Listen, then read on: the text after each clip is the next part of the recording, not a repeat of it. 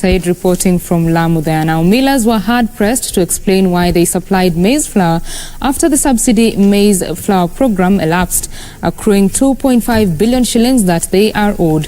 The National Assembly's Agriculture Committee wondered the motive of millers in extending the maize flour subsidy program despite a letter from the Ministry of Agriculture stopping the program.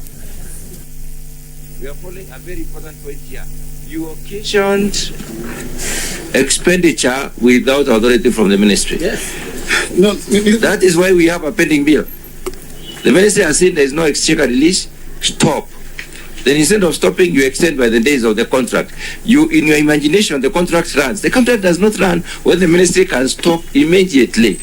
When the association agreed that they agreed with the government that this is the process of the subsidy, they communicated to the millers.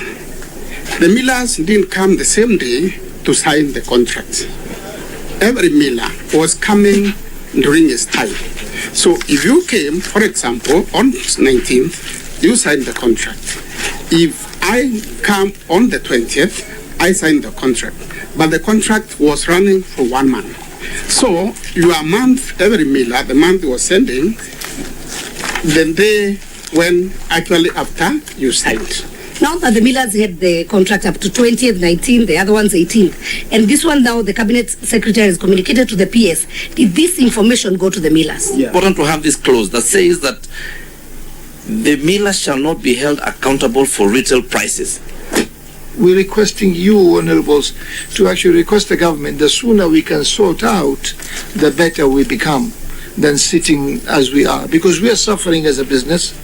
The interest is not very critical, but the business itself is very critical. So, I mean, we need to sort out. Chair,